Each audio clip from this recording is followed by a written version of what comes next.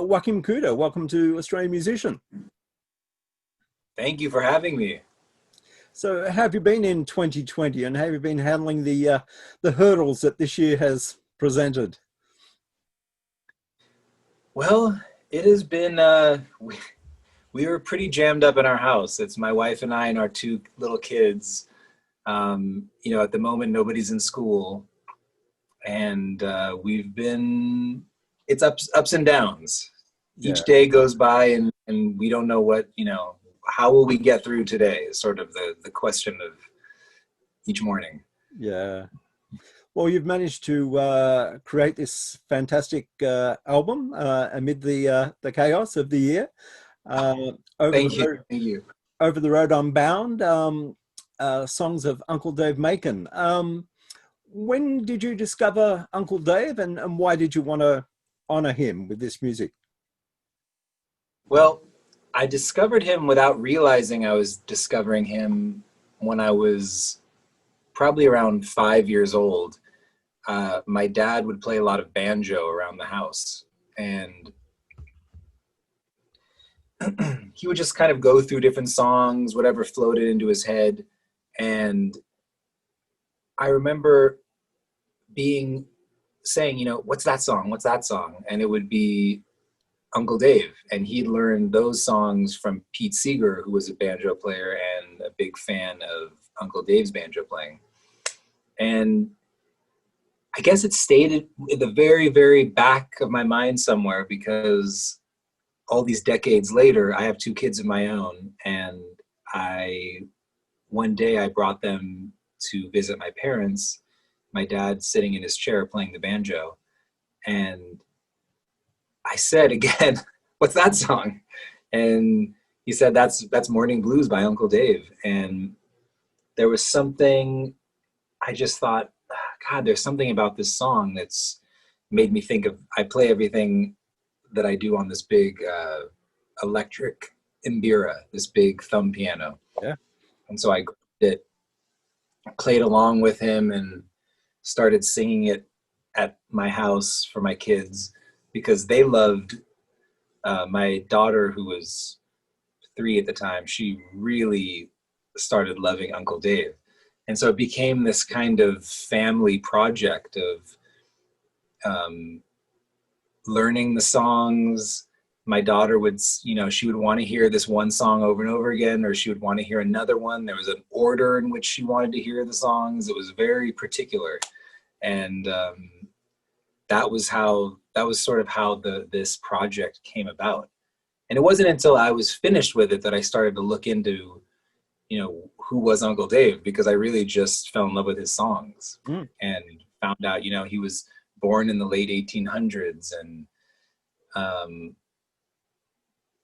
was influenced by all this music he was hearing in his childhood, like minstrel music and medicine show music and blues music and all this different stuff that then he took and presented to a much later audience. He was already in his 50s by the time he became really famous. So it was a whole other generation that he was presenting this music to.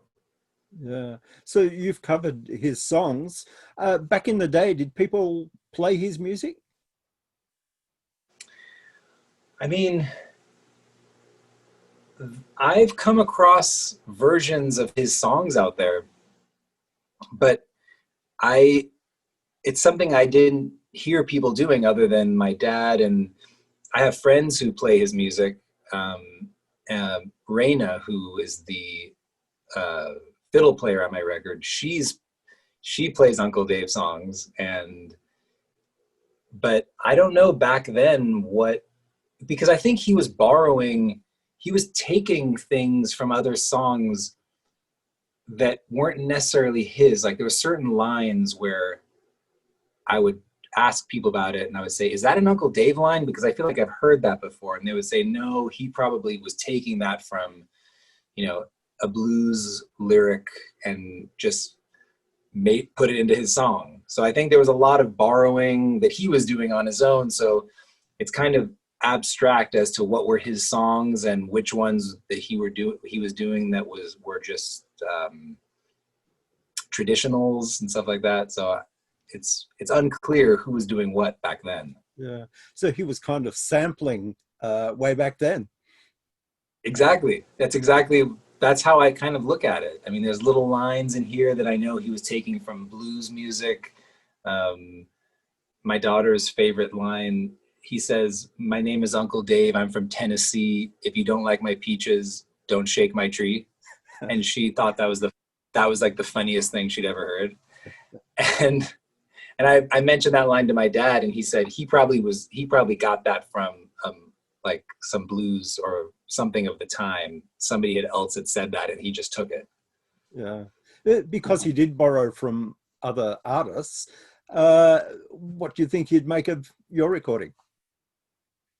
It's a really good question. I mean, I would like to think that he would appreciate it on some level, because I can't imagine it's taken it to such a far out place that it would probably be he'd be quite taken aback by it. Although, especially in country music, no matter who you are, even if you're super famous, you always are so appreciative when somebody records your song, because for all you know, they're going to have a huge hit with it. So everybody's always like, it's a very Nashville thing. They call it mailbox money. So the people are always very appreciative about that when people record your song. So I would like to say he probably would be happy to know that anybody was recording his music.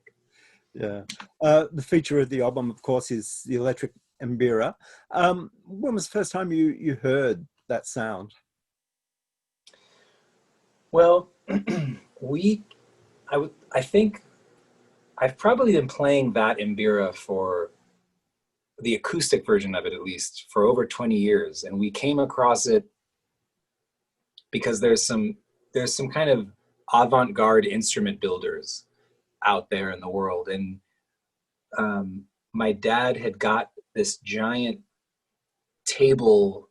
He calls it the floor slide. It's like a huge table slide guitar. It's like these huge strings go across it, and they're all tuned to the same note. And he pulls like a vase, like a flower vase up, and makes this real deep sound. Through that person, we found out about Bill Wesley, who makes this mbira. So we kind of entered into this strange instrument world and found that instrument, and I took to it so immediately, and just played it around the house. I would play it on soundtracks and records, and then 25 or so years later, that's when I realized, when I found out Bill had made the electric version, and then it was off to the races. Yeah. The music has an incredibly meditative quality to it. In fact, my wife uses it to fall asleep sometimes. Oh, really? That's the best news of the day. What do you hope that people get out of listening to the album? Well, I couldn't have hoped for it. You've just nailed it with one thing. I mean, the fact that your wife chooses it to relax to, because that's kind of why I play it, is I find it so meditative. And I find so much modern music is so overwrought and in your face. And that's why I like to sing it to my kids, because I also feel like children's music is so brash and obscene and just like, rah! And for some reason they feel that kids need to be smashed over the head all the time. And so I just like to get in this kind of trance-like scene musically anyways. So I'm hoping it'll give people space to kind of, it's a way to see into these great old songs in a less hard driving way. Because I think a lot of times banjo music is very, ding, ding, ding, ding, ding, ding, ding, ding, real kind of insistent. And but I think if you kind of mellow it down, you see how pretty these songs are, and then you can kind of, well, fall asleep, maybe even. Yeah. Is there a track on the album that is closer to your heart than others?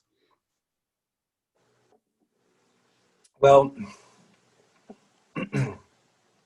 I go back and forth. Now my son, who's 2.5, he's become the one who's really obsessed with this record. And so anytime it's just the two of us, he wants to hear it. And he wants to hear the songs he wants to hear. And so we listen to Come Along Buddy a lot. And I feel like that was the first one I did. So I think whenever I hear it, I'm reminded of the beginning of this project and how I just felt like I struck the exact right tone with that song. Like it was the beginning of this thing I was doing. So I probably Come Along Buddy is, but then also the very last song I did was the last song on the record, which is When the Train Comes Along. And in a way, that's also my favorite one, because that was the whole arc. It started with Come Along Buddy, and I went through this whole thing and then had finished recording. And then I heard this Uncle Dave song I hadn't heard, and it came to me to do it in this really very stripped down way. And we got very, so I think those, that one and the very last song are my two favorites. You use quite an extensive pedal board with the mbira. How much experimentation did you go through before you arrived at the sonic palette of pedals that you use? Well, a lot. I mean, I'm a big, Eventide fan, and so I love the sound of the metal tines on the mbira. It's so pure. It's so, the electronics of whatever the instrument builder, whatever he did, it's just the sound that comes out of there is so perfect that when it goes through the eventide and it's the stereo imaging and these kinds of things are cascading, that's a big thing for me. But I would say it was a lot. It's been years of changing the pedal board, and also you gotta, when you start playing live shows, you have to just have everything work. So you can't be, oh, what am I gonna do now if you have like 5 minutes to put it down and a stagehand is coming and they're doing one, you gotta really have it be just perfectly rendered. So I kind of have been shying away from too many old things, because everything just has to work. My least favorite thing is to just not be prepared and be scratching my head as there's a bunch of people looking at you in the audience. Yeah. So how do you record it? Do you play through an amp or into the desk? What I did for this record was it would go direct in, but then we also had it being fed out to a nice old guitar amp, which would give it a little like gravelly, it would break up just a little bit of distortion that I wanted to be real and not like a fake distortion pedal. So it's always both simultaneously. Yeah. The track Olaf and Babe has a percussion intro, which sounds like somebody hitting pipes rather than a snare drum or a tom. Are your antennas always up in regard to listening for new sounds? Yeah, in fact, I bang on everything I see, basically. And now with, you have your iPhone now, so you can just, when I'm at playgrounds, or when we used to go to playgrounds, now we don't anymore, but when we would go to playgrounds, a lot of the metal play structures sound so good. So I take my kids to play, and then I'm kind of going bing, just walking, seeing each thing, ding, and like, oh, that sounds good. And then I set up my phone and play a little thing and record it. So it's always, you have to always keep your eyes and ears out, because I feel like some of the best sounding things are just things you just pass by on your on your usual outings. Is there any traditional percussion on the album?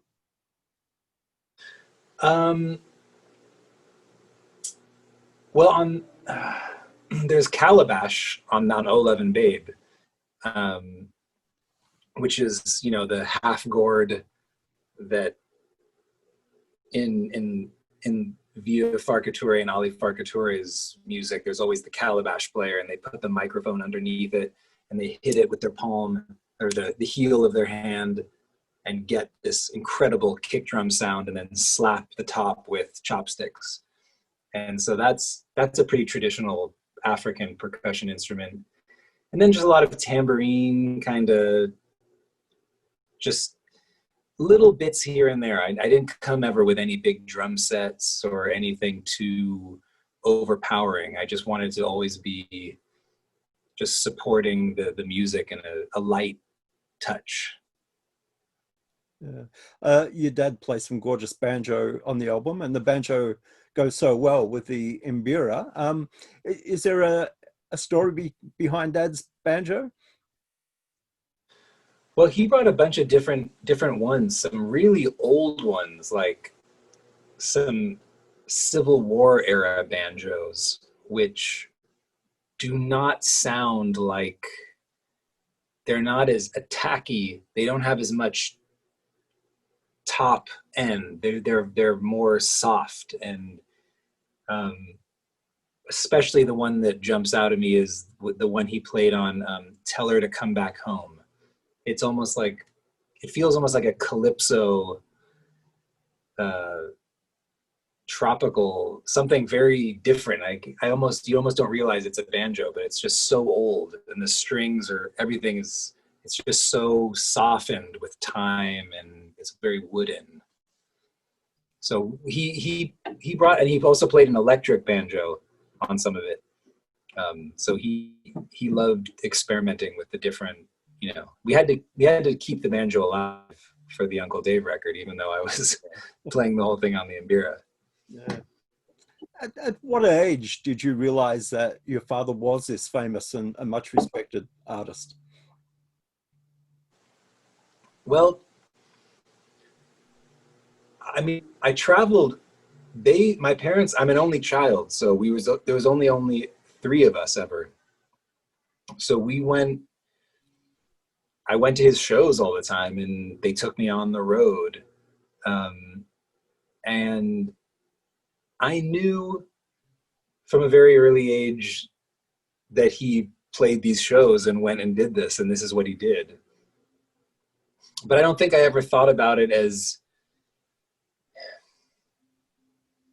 I guess I didn't think of him as, you know, like a super famous. There's a difference between somebody like him and somebody who's like a real celebrity, who's like it's a very different thing. And so it never felt, he was always there. Like he wasn't away from me. Like we were together, and I started playing with him at an early age, because I was a drummer and a percussionist. I could accompany him, you know, and I was probably in like 9th or 10th grade when I would get up with him and David Lindley, and those were not big shows. They were very intimate little shows we would play. So yeah, it never felt too crazy, like having somebody, you know, be your dad. I can't imagine what it would be like to have somebody, you know, who's maybe never there, or just untouchable even to your own, even though he's your dad, you know. So it was always it was like a little family business. Yeah. So the electric mbira, is that your thing for a while now, or do you feel like you might want to break out into other territory? I don't know where I would go. I think I don't play a lot of, you know, I play drums, I play the mbira. I mean, I don't play the guitar, so I can't, I mean, I've taught myself to play the ukulele. I can accompany myself if I can play 3 chords on the ukulele. But other than that, I mean, I think I've created this little sound that I like to be in, and I like to sing over it. So I think I might, you know, waver here and there, and other things might come in and might dominate it. But I guess for the most part, when I sing and write my own songs, they're mbira. Like that's what I do. Yeah. You were supposed to come to Australia this year for Blues Fest. Yes, Unfortunately, that didn't happen. Well, nothing's happening. Uh, had I you been, know. had you been to Australia before? Yeah, uh, let's see. The last time we were there, we were, I was playing drums for my dad and Nick Lowe, Oh, okay. and we did a tour that went through Australia and New Zealand. And before that, I don't know if I'd been there. I think that's the last time I've been there, and I don't think I'd been there before that since I was really little. So I was really excited to come there at this point and do my own show. I mean, that you can't just willy-nilly go to Australia. I mean, it's a big trip, so you got to have something going on. And I had not been able to put that together until this, and then it got canceled. So I'm hoping to get back there, you know, as soon as possible. Yeah. So what are your revised plans now for 2020? Well, at this point, I don't, I mean, I can't imagine when people are going to start playing shows again. Um, I mean, there's all this record just came out, so I'm hoping that somehow I'll be able to extend the life of the record long enough to where when it comes time to be able to play shows again, somebody's would like to have me come and play. Um, so, I mean, my plans for 2020 are literally just one day at a time. If my kids can start going to a school at some point, I'm hoping that'll happen. And I'm hoping I can have some brain room to maybe start to work on new music in the meantime. Uh, I want to start growing our own vegetables. I mean, we're very one day at a time over here. Well, you've certainly created a beautiful album, Joachim, and it's been great to chat Yeah. with you. And hopefully, we'll see you down here one day. Thank you so much. And say thank you to your wife for choosing to play my songs as she falls asleep. That's very nice to hear. Okay, man. Look after All yourself. right.